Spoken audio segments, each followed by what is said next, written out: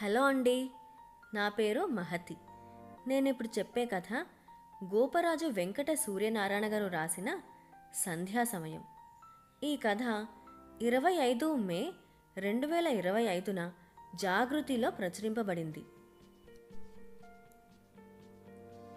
సాయంకాల సమయం. హైదరాబాద్ సిటీలోని ఒక గేటెడ్ కమ్యూనిటీలో ఒక పక్క గుబురుగా పెంచిన చెట్ల మధ్య పచ్చని పచ్చికతో చిన్న పార్కు. చల్లని వాతావరణంలో సేద తీరడానికి కాలిబాట పక్కగా ఏర్పరిచిన సిమెంట్ బెంచీపై ఒంటరిగా కూర్చునుంది 50 ఏళ్లకు పైబడిన అమృతవల్లి. ఒంటరితనం అనుభవిస్తూ తన గడిచిన జీవితం నెమరువేసుకోసాగింది. ఈ ఒంటరితనం తనను వీడక ఎప్పుడూ వెన్నంటి ఉంటున్నదే. ఈ రోజుకి వదలక తీరని మనోవేదన కలిగిస్తున్నదే. మధ్యతరగతి ఉద్యోగస్తులైన దంపతులకు తను ఒక్కగానొక్క కూతురు. తన బాల్యం మరో తోడు లేకుండానే గడిచింది. అమ్మా నాన్న ఆఫీసులకు వెళితే బిక్కు బిక్కుమంటూ ఇంట్లో ఒంటరిగానే గడిపేది.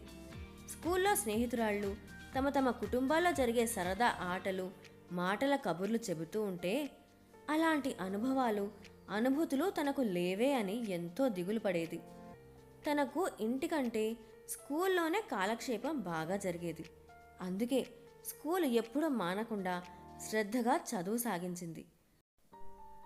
ఆ పైన డిగ్రీ బీఈడీ కూడా పూర్తి చేసి తనకు ఇష్టమైన ఉపాధ్యాయ వృత్తిలో చేరింది. అలా నలుగురి మధ్యలో స్కూలు వాతావరణంలో పిల్లల మధ్య ఇష్టంగా గడుపుతూ చాలా ఆనందంగానే గడిపింది అప్పటి ఆ దినాలు. ఆ తర్వాత యుక్త వయసులో కెమికల్ ఇంజనీర్ కరుణాకర్ రావుతో వివాహం అయిన తర్వాత అయినా భర్త సాహచర్యంలో సంసార జీవితంలోనైనా ఒంటరితనం విముక్తి కోసం కన్న కలలు ఆశలు ఎండమావిగానే ముగిశాయి. భర్తకు నైట్ డ్యూటీలు, ఆఫీస్ టూర్లు, తనకేమో పగటిపూట ఉద్యోగంతో జీవితం అనాసక్తంగా సాగింది తప్ప తన ఆశించిన విధంగా దాంపత్య జీవితం లేదు. భర్త కూడా సంసార జీవితం అంటే యాంత్రికంగా గడపాడే కానీ బాంధవ్య బంధాల పట్ల పెద్దగా ఆసక్తి అనురక్తి కలిగినట్లు ఎన్నడూ ప్రవర్తించలేదు. ఎలాంటి అనుభూతులు లేకుండానే ఒక బిడ్డకు తల్లి కూడా అయింది. కొడుకు వివేక్ను అల్లారు ముద్దుగా ప్రాణప్రదంగా పెంచి పెద్ద చేసింది. కొడుకుకు 7-8 ఏళ్ల వయసున్నప్పుడు జరిగిన ఒక సంఘటన తనకు బాగా జ్ఞాపకం. అది తన బతుకులో మరో మలుపునకు కారణమయ్యింది. వివేక్ చదువుతున్న కార్పొరేట్ స్కూల్ ప్రిన్సిపల్ తనను పిలిచి చెప్పిన విషయం. వివేక్ తరగతి సోషల్ టీచర్ కుటుంబం అనే పాఠం బోధించే సందర్భంగా ఫ్యామిలీ ఫోటో తీయించుకురమ్మంటే మీ చిన్నారి వివేక్ చెప్పిన సమాధానం, కుదరదు టీచర్, మా నాన్నకు నైట్ డ్యూటీలు, అమ్మకు పగలు ఆఫీసు, సోమవారాల్లో సెలవు, నాన్నకు బుధవారాలు ఆఫ్, మరి నాకేమో ఆదివారం సెలవు అంటూ మీ ఇంటి పరిస్థితిని వివరిస్తూ అమాయకంగా తెలియజేశాడు. అలా అయితే పిల్లవాడి భవిష్యత్తు ఎలా అంటూ విషయం విశదపరిచి బాగోగులు నచ్చజెప్పి తనకు కనువిప్పు కలిగించింది. వెనువెంటనే బాధ్యతగా భావించి తను చేస్తున్న ఉద్యోగానికి రాజీనామా చేసి ఇంటికి కొడుకు వివేక్ బాగోగులు పెంపకానికే పూర్తిగా అంకితం అయ్యింది. ఆ తర్వాతంతా వివేక్ను మంచిగా చదివించి సాంకేతిక పట్టభద్రుడై పెద్ద కంపెనీలో మంచి జీతంతో స్థిరపడే వరకు వెన్నుదన్నుగా నిలిచి పెంచింది. తన భర్తకు ఏమంత తీరిక వీలు చిక్కకపోయినా అతన్ని అనుకోవలసిన పని మాత్రం ఏముంది? అతని ఉద్యోగ విధులు, ధర్మం, బాధ్యతలు అలాంటివి. డ్యూటీ షిఫ్టులు, తరచూ టూల ప్రయాణాలతో కాలక్రమేణా అతని ఆరోగ్యం కూడా దెబ్బతింటూ వచ్చింది. ఆర్థికంగా ఎంత ఎదిగినా ఆస్తులు కూడబెట్టగలిగినా పదవీ విరమణ వయసు వరకు కొనసాగలేకపోయాడు. అనేక ఆరోగ్య సమస్యలు, రుగ్మతలతో స్వచ్ఛంద పదవీ విరమణ చేసి పిన్న వయస్కుడుగానే కొడుకును తనను ఒంటరిలం చేసి వెళ్ళిపోయాడు. అటుపైన తనది మళ్ళీ ఒంటరి జీవితం.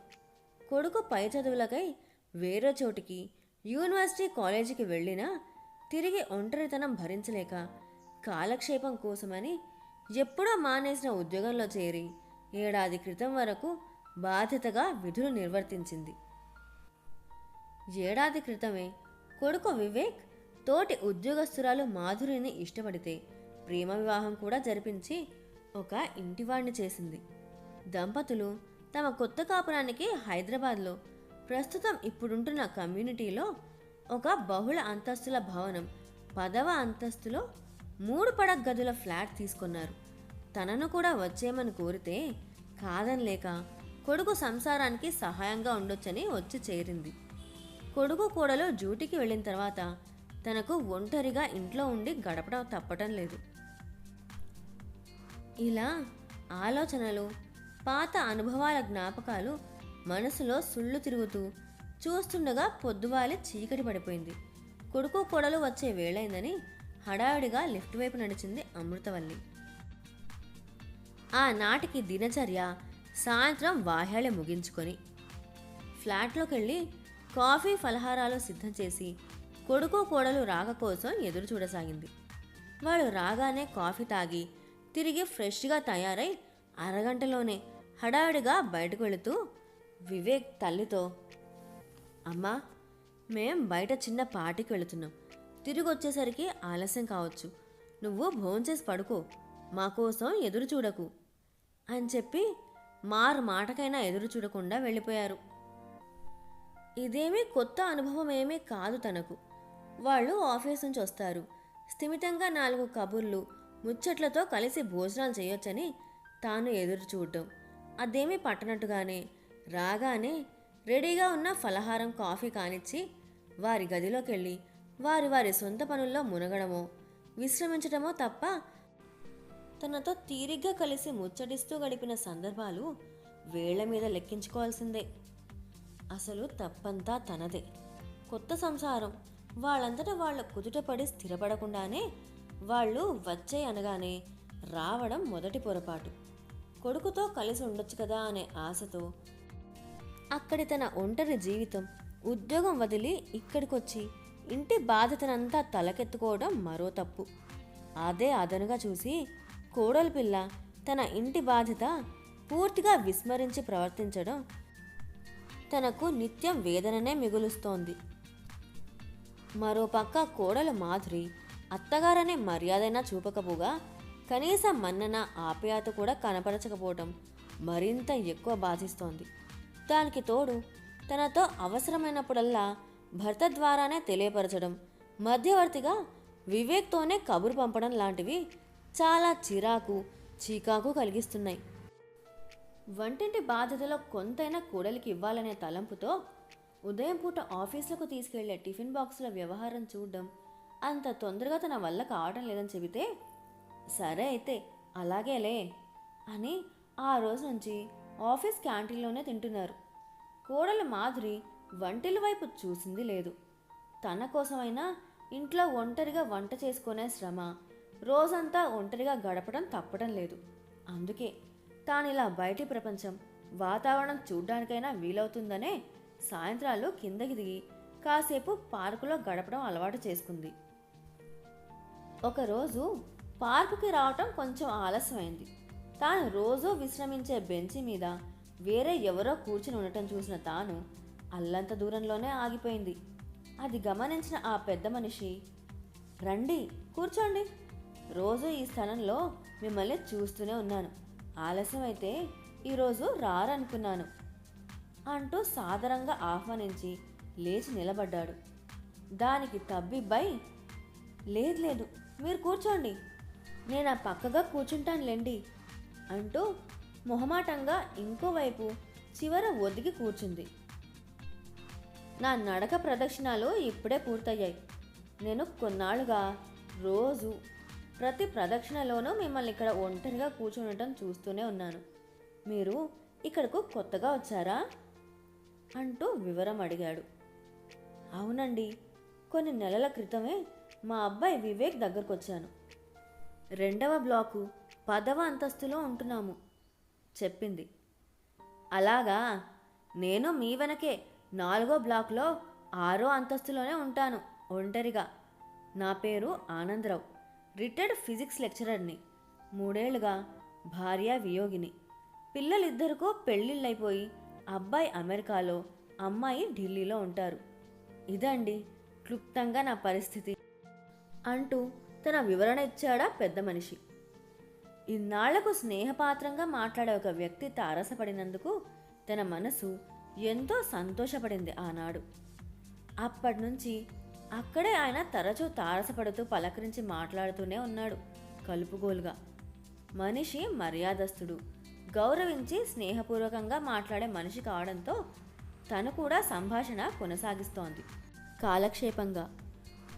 సాయంత్రాలు అలా మరో వ్యక్తితో మాటామంతి సాగడంతో తన ఒంటరితనానికి ఒక ఇంతసేపు ఎంతో కొంత ఆట విడుపు దొరికినట్టయి సంతోషంగానే ఉంది. వారాంతాల్లో, శని ఆదివారాల్లో కూడా కొడుకు కోడలు తనతో గడిపేది తక్కువే. వారికి జంటగా గడిపే విలాస విహార ప్రోగ్రాంలే ఎక్కువ. తాను ఇంట్లో ఒంటరిగా ఉంటానన్న ధ్యాసే వారికి ఉన్నట్టు తోచదు. తాను ఇంటికి ఒక కాపలాదారుగా గడపవలసి వస్తోంది ఇన్నాళ్లుగా.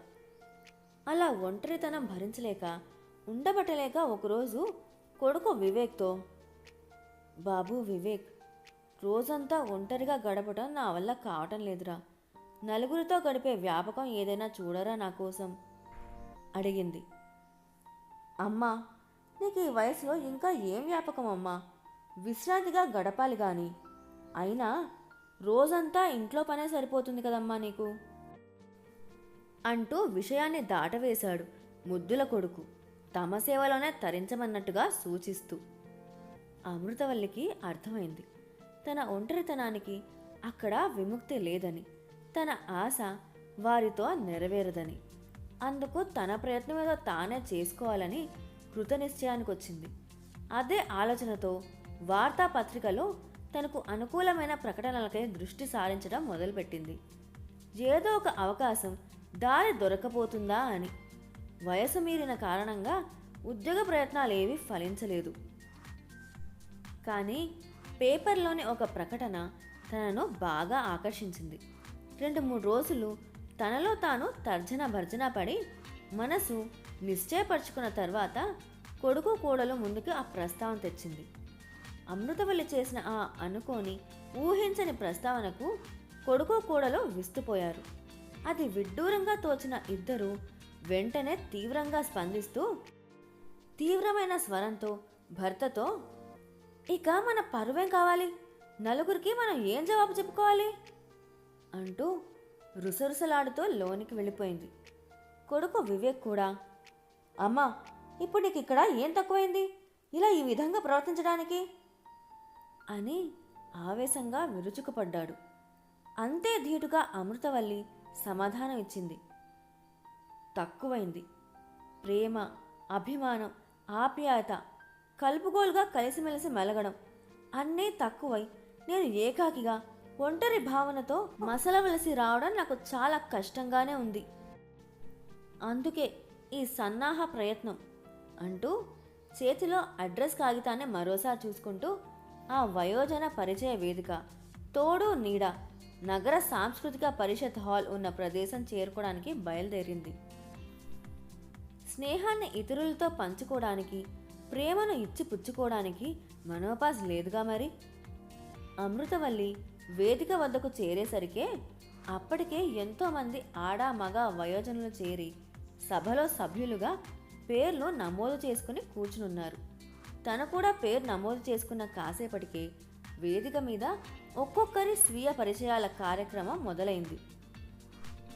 మొదట పరిచయ వేదిక లక్ష్యాలు, ప్రాధాన్యాలు సమావేశకర్తలు వివరించిన తర్వాత కార్యకర్తలు ఒక్కొక్కరిని పిలుస్తూ స్వీయ పరిచయం చేసుకోమని కోరారు సభ్యులను.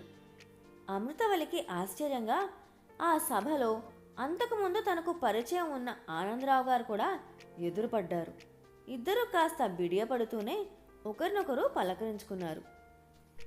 వేదిక మీద అందరి స్వీయ పరిచయాలు అయిపోయిన తర్వాత స్నేహపూర్వక ఇష్టాగోష్ఠిగా ఒకరినొకరు విడివిడిగా సన్నిహితంగా మాట్లాడుకునేందుకు వీలుగా ప్రత్యేక సమావేశాల ఏర్పాటుకు వీలుగా టేబుళ్లు ఏర్పాటు చేశారు. ఆనందరావుతో ముందే కొంత పరిచయం ఉండటంతో అక్కడ అలా కలుసుకోవడం ఇద్దరికీ కొంత వింతగానే అనిపించినా మరింత చనువుగా, ఆప్యాయంగా, అన్యోన్యంగా, అరమరికలు లేకుండా తమ పరిస్థితులు, శేష జీవితంపై తమకున్న ఆశలు, ఆకాంక్షలన్నీ వివరంగా మాట్లాడుకొని ఒకరినొకరు అర్థం చేసుకునే వీలు కల్పించిందా సమావేశం. తిరుగు ప్రయాణంలో ఇద్దరు కలిసే కమ్యూనిటీకి చేరుకున్నారు. ఆనందరావు గారు మొదటిసారిగా తన ఇంటికి తీసుకెళ్లి స్వయంగా ఆతిథ్యం ఇచ్చారు. ఒంటరి వాడైనా ఇల్లు చాలా శుభ్రంగా ఉంది. ఇంట్లో ఫర్నిచరు, గోడల మీది అలంకరణ ఆయన జీవనశైలిని, అభిరుచిని తెలియజేస్తూ ఎక్కడివక్కడ అమర్చినట్టుగా ఉన్నాయి. వాటినన్నింటినీ ఆకర్షణీయంగా నిత్యం కాపాడుతున్న రావు గారిని అభినందించకుండా ఉండలేకపోయింది అమృతవల్లి. దానికి రావు గారు సమాధానంగా, దాందే ఉందండి, ఒంటరిగాన్ని. ఇంట్లో ఉన్న చాలా వాటిని రోజు ఉపయోగించేదే తక్కువ. ఏదో ఒక మూల ఏకాగిగా పాత జ్ఞాపకాలతో కాలక్షేపం చేయడంతోనే సరిపోతుంది నాకు. నా భార్య పిల్లలు ఉండగా ఇల్లు కళకళలాడుతూ సందడిగా ఉండేది. ఈ వయసులో ఈ పరిస్థితి నుండి బయటపడి మళ్ళీ మంచి తోడు సంపాదించి గడపాలనే ఆలోచనతో అక్కడికొచ్చాను. ఈ ఆధునిక యుగంలో ఇది నా ఒక్కడి సమస్య కాదని, నాలాగే పలు సమస్యలతో ఒంటరితనం నుంచి విముక్తి కోరేవాళ్ళు చాలామందే ఉన్నారని అక్కడికొచ్చిన వారి గోడు వింటుంటే అర్థమైంది. సారీ, క్షమించండి, నా ధోరణిలో చెప్పుకుపోతున్నాను. ఉండండి, కాఫీ ఇస్తాను అంటూ లేచాడు ఆనందరావు. ఆగండి, వంటిలో చూపించండి, ఆ ప్రయత్నం నేను చేస్తాను అంటూ లేవబోయింది అమృతవల్లి. భలే వారే, నేను కూడా వంటొచ్చిన మగాడినేనండి. నా ఈ తోడు నీడ ప్రయత్నం, తాపత్రయం, తిండి తిప్పులు తీర్చుకునేందుకే అనుకునేరు. నా చేతి వంట, కాఫీ రుచి చూశారంటే మీరే మెచ్చుకొని మరో కప్పు కావాలని అడుగుతారు అంటూ ఆమె చొరవకు బ్రేకులు వేసి తనే వంటింటి వైపు నడిచాడు. కాసేపు ఆగి వంటింట్లోని ఏర్పాట్లు కూడా చూడాలనే కుతూహలంతో వెనకాలే వెళ్ళింది అమృతవల్లి. వంటింటిని ముచ్చటగా ఉన్న తీరు చూసి మురిసి రావుగారిని మరోసారి నిండా అభినందించకుండా ఉండలేకపోయింది. వెంటనే, రావుగారు, మీరు చూపిస్తున్న ఈ ఆప్యాయతకు, మీరిచ్చిన ఈ ఆతిథ్యానికి ధన్యవాదాలు. రేపటి ఆదివారం మీరు కూడా దయచేసి మా ఫ్లాట్కి వస్తే మా వాళ్ళని కూడా పరిచయం చేస్తాను. మా ఇంటికి మీరు తప్పక భోజనానికే రావాలి. సరదాగా అందరం కలిసి గడపొచ్చు. అప్పుడే అక్కడికక్కడే మన విషయమే కూడా మా వాళ్ళ ముందరే ఒక నిర్ణయానికి రావచ్చు అంటూ ఆత్మీయంగా ఇంటికి భోజనానికి ఆహ్వానించింది. ఆ రోజు రాత్రి భోజనాల తర్వాత కొడుకు కోడలికి తోడు నీడ పరిచయ వేదికలో జరిగిన విషయాలన్నీ వివరించి కమ్యూనిటీలోనే ఉన్న ఆనందరావు గురించి కూడా చెప్పి ఆదివారం ఆ పెద్ద మనిషిని వారికి పరిచయం చేసేందుకు తమ ఇంటికి భోజనానికి ఆహ్వానించినట్లు కూడా తెలియజేసింది. ఆ ఆదివారం పొద్దున్నే ఫోన్ చేసి శుభోదయం చెప్పాడు రావుగారు అమృతవల్లికి. ఆయన ఇంటికొచ్చే సమయం నిర్ధారణ చేసుకుని విందు ఏర్పాట్లకు వంటింట్లో నిమగ్నమైంది. రావుగారు వస్తానన్న సమయం చెప్పి ఇంట్లో వాళ్లను తయారుగా ఉండమని అలర్ట్ చేసింది. తల్లి హడావుడికి కాస్త చిరాకుగానైనా ముభావంగా ఆయన రాక కోసం ఎదురు చూస్తూ గడిపారా భార్యాభర్తలు. సరిగ్గా చెప్పిన సమయానికి వచ్చి తలుపు తట్టారు రావుగారు. వివేక్ తలుపు తీసి నిండైన పెద్ద మనిషిని సాదరంగా లోపలికి ఆహ్వానించాడు.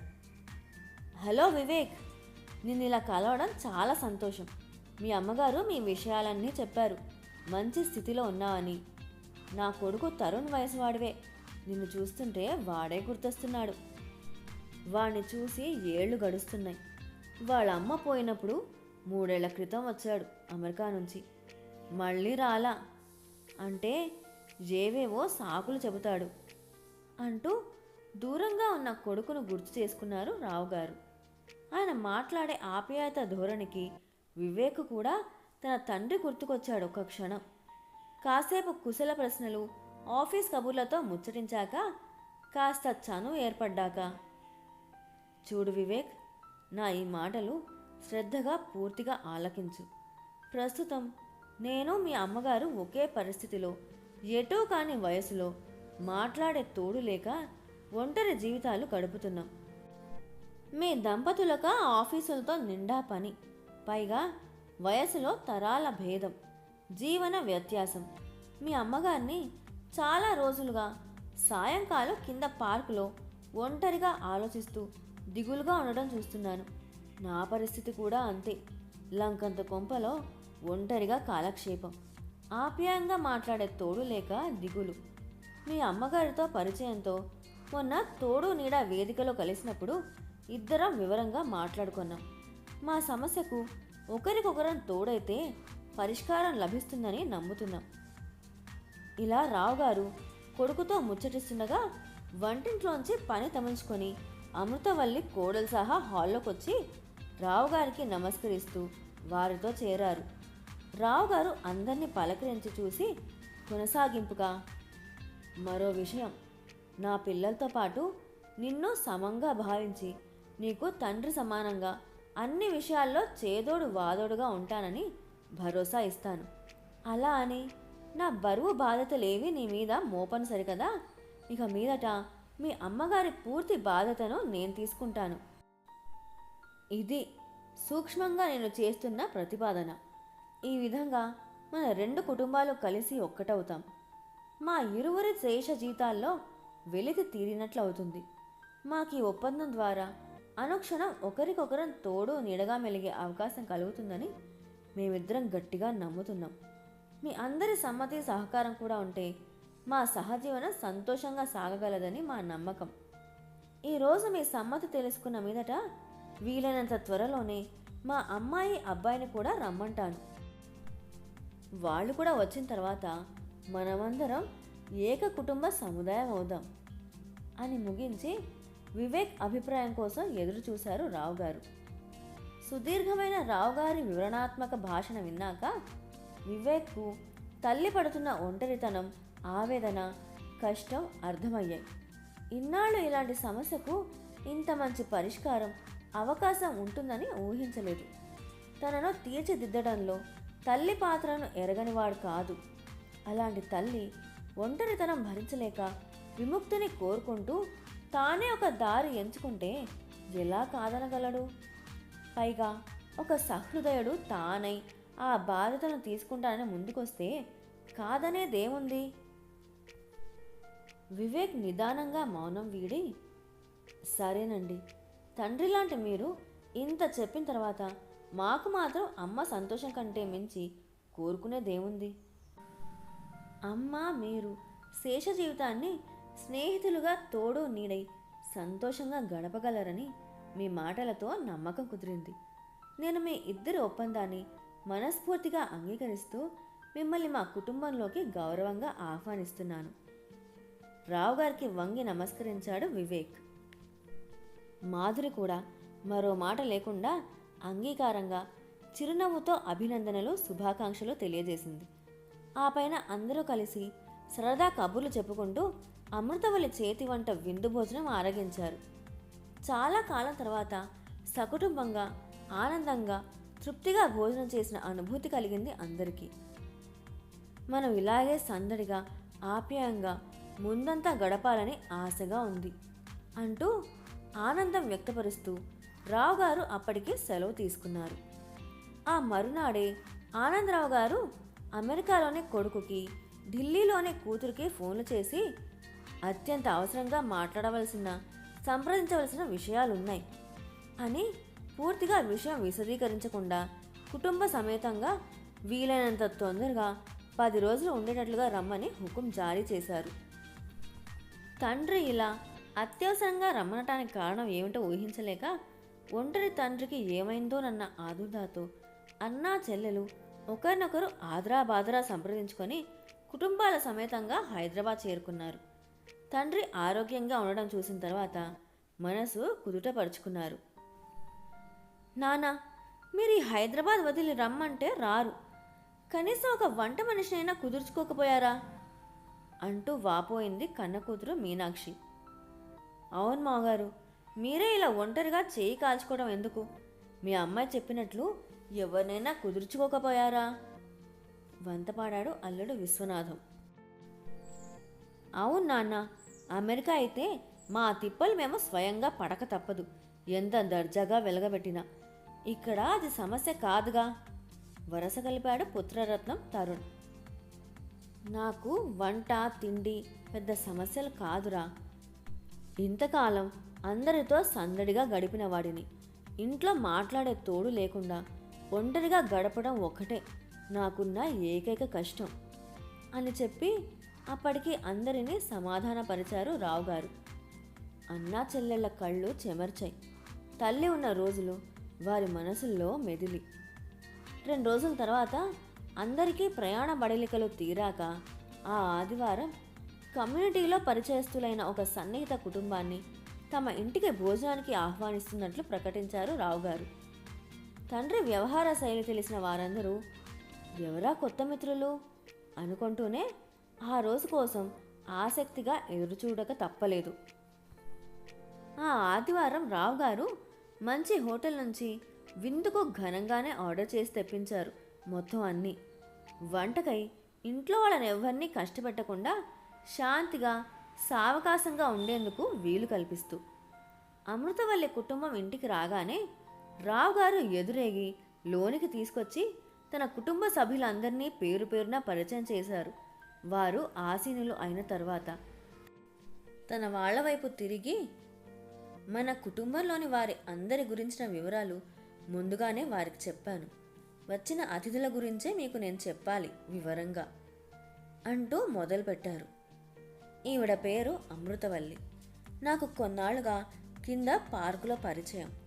రోజు సాయంత్రాలు ఒకే సమయంలో ఒంటరిగా చూస్తుండటంతో నెమ్మదిగా మా పరిచయం పెరిగింది. ఇద్దరం ఏకాకులం కావడంతో మాటా కలిసి స్నేహభావం కుదిరింది. ఆత్మీయంగా కొద్దిసేపైనా రోజు కలుస్తూ ఉండటంతో మా మాటలు కలిశాయి. ఇద్దరికీ కూడా మాట్లాడే తోడు లేనివారం కాబట్టి ఒకరిపై ఒకరికి సానుభూతి స్నేహం పెరిగాయి.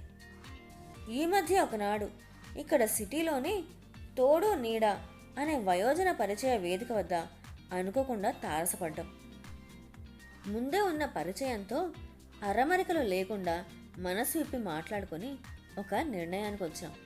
మీ అందరినీ ఇక్కడకు రప్పించడానికి ముందే ఒకనాడు అమృతవల్లి గారి ఇంట్లో ఈ విషయం చర్చించి వారి కుటుంబ సభ్యులతో కూడా ఒక అవగాహనకు వచ్చాను. ఆ తదుపరి పర్యవసానమే మిమ్మల్ని ఫోన్లు చేసి ఇక్కడకు పిలవడం. ఈరోజు ఇక్కడ మన సమావేశ ముఖ్యోద్దేశం కూడా. చూడండి, నేను మీ అందరికీ ఒక్క విషయం తేటతెల్లం చేయదలుచుకున్నాను. ఈ విషయంలో ఎలాంటి ఆస్తుల ఉడంబడికలు లేవు. మేం మీలో ఎవరిపైనా సరికొత్తగా మోపబోయే బరువు బాధ్యతలు కూడా ఏమీ లేవు. మేమిద్దరం ఒంటరితనం నుంచి విముక్తికే కోరుకుంటున్న సరికొత్త శేష జీవితం. ఈ చర్యతో 2 కుటుంబాలు కలిసి ఒక విస్తృత సకుటుంబం అయ్యే అవకాశం. మేమిద్దరం అందుకు సంసిద్ధులమై ఉన్నాం. మీరంతా మనస్ఫూర్తిగా పూర్తి అంగీకారం తెలుపుతారని విశ్వసిస్తున్నాం అంటూ తమ నిర్ణయాన్ని విస్పష్టంగా నిర్మోహమాటంగా ప్రకటించారు రావుగారు. తండ్రి సుదీర్ఘ వివరణను ఆకళింపు చేసుకున్న రావుగారి పిల్లలు ఒంటరిగా ఉంటున్న తమ తండ్రి ఒంటరితనం వల్ల అనుభవిస్తున్న మనోవేదనను అర్థం చేసుకుని దూరంగా ఎక్కడో ఉంటున్న తాము చేసే ఉపశమనం మరేదీ లేదని గ్రహించి ఆయన విఘ్నతతో తీసుకున్న నిర్ణయానికి అభినందనల రూపంలో తెలియజేశారు. తేలికపడిన వాతావరణంలో 2 కుటుంబాలు కలిసి కలివిడిగా పరిచయాలు కబుర్ల మధ్య విందు భోజనం ఆరగిస్తూ సంతోషంగా ఆనందంగా గడిపారు. ఆనందరావు గారి పిల్లలు ఉన్నంతకాలం ఇరు కుటుంబాల సభ్యులంతా ఒకే చోట కలిసి సరదాగా ముచ్చట్లతో కులాసాగా కాలక్షేపం చేశారు. సందడిగా పాత రోజులను నెమరు వేసుకుంటూ. ఆ తర్వాతి రోజుల్లో అమృతవల్లి ఆనందరావుల సహజీవనం పరిణతి చెందిన వారిరువురి మధ్య ఎలాంటి ఒడిదుడుకులు పొరపచ్చాలు లేకుండా సాఫీగా సాగింది. ఒకరినొకరు ఒత్తికగా మన్నించుకుంటూ ఎన్నడూ ఏకవచన సంబోధనలకు ఆస్కారం లేకుండా వ్యక్తిత్వాలను గౌరవించుకుంటున్నారు. వారు బాల్కనీ ఉయ్యల మంచం నుంచి వారి మొదటి సమాగమం పార్కు బెంచీని వీక్షిస్తూ సాయం సమయాలు సరదా ముచ్చట్లతో గడుపుతున్నారు హాయిగా.